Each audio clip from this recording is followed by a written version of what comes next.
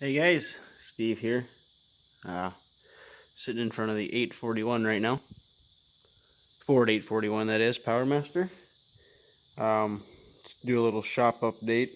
As you can see, the 8N is not sitting in here.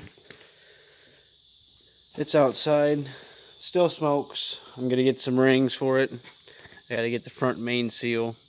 But I drove it about a 15-mile round trip to get my blade. It made it.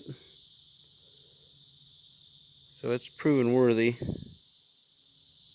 But I need to put some new rings in it, have the valves lapped, replace the front main seal. But till then, I'm gonna use it over this winter. That'll be next spring's project. Try to get the 841 done here. I'm in the process of trying to get it to steer.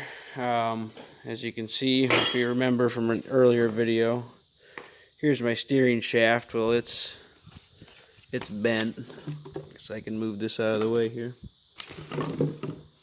Sorry for the mess. This is my steering column. That's supposed to be straight. It's bent. I gotta order one of these, 110 bucks. So that part's gone, but I can steer it by hand, but this spindle is froze. Heated it with the torch. I've been soaking it. I don't want to heat it anymore with the torch. I don't want to take the strength out of the front axle. So I'll keep stroking it, or soaking it. I'm starting to mushroom. I was driving on it with an aluminum wedge, but it's starting to mushroom the shaft, so I'm going to bevel that off. And I got a piece of brass pipe I'll try to drive it out with. But until then, I'll keep soaking it.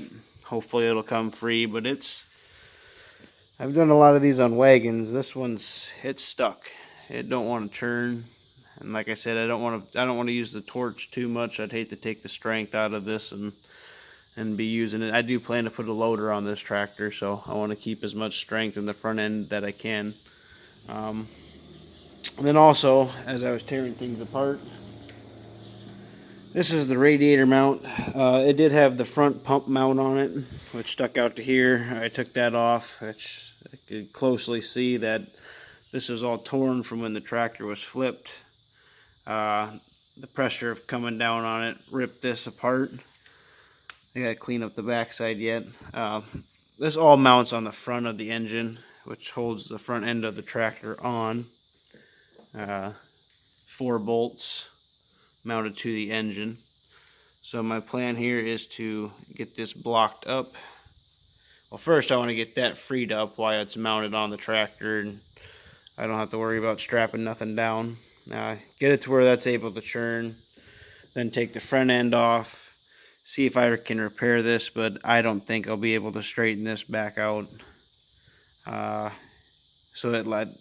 These are the holes for the radiator to go into the bottom of the radiator.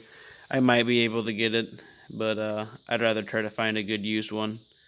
That way I know it's all straight and correct. But going on to the engine, I still got a stuck valve in here, so I will be pulling the head. I am going to order a complete engine overhaul kit for this, $394. But first try to get that valve unstuck. And continue on with that. But until then, just trying to get it freed up. I want to move it in the back corner, create a little more room here so I can get my A John Deere squeezed in between them. Try to keep this bay freed up, so if I have to pull a vehicle in and work on it, I can do that. There's the tire for the Ford 120 lawnmower, 1968. I can't believe how clean that paint is for its age, but it's never been exposed to moisture and kept inside, so it's nice when you find them like that and the tube's not crusted to the rim. But another thing I got in the shop here is an Ideal new Victor 28-inch Ideal Power lawnmower. Thinking from the 40s. It's pretty well stuck. Used to have a Clinton engine on it. Set it down here so you can see it. Used to have a Clinton engine that went right there. Kind of a odd thing. Never really seen one. So he sat out behind the barn. Last year I went to the local threshing show we had here, and the lawn and garden section's really starting to grow, along with the hit and miss motors. I have a gentleman I work with that does motors, and he collects, probably has a couple hundred of them. So I figure he has a Clinton for me that'll fit on there, and I'll take it out to the show and sit it next to his stuff. I took my 140 out there this year. They sponsored John Deere, so he took his 120 and 140s out. So I think next year this will be kind of cool to take out there. You never really see it for being a gas-powered reel mower. It was kind of a fancy thing back in the day. I pinpoint it to the 40s just from the advertising I've seen on it. I cannot find another one online. I've joined some groups on Facebook, vintage mower groups. Hopefully they can answer some questions for me. But you'll see some videos on this. I plan to restore it, sharpen the reel. Actually, I plan to really mow lawn with it. I only have about 5 strips of grass here. It takes me about 10 minutes to mow my property, so I could use that. I might get some looks, but it'd do the job, that's for sure. But anyways, this is just a little update. Continue on here with the Ford. Eventually pull the water pump off, get a new one of them. It doesn't feel that great. A lot of buildup on the bearing. I gotta get a new distributor, new coil. I do have a new generator over there. I will try to bump this tractor on 6-volt just to turn it over once I get the starter, but I might just convert it to 12-volt too if I run across an alternator I can use. Dad wants to find the double hydraulics to pump in there. He says he has some laying around somewhere under the bench. Another thing I got too is a swinging drawbar system for the 8N. You don't see that very often. Then I have the straps.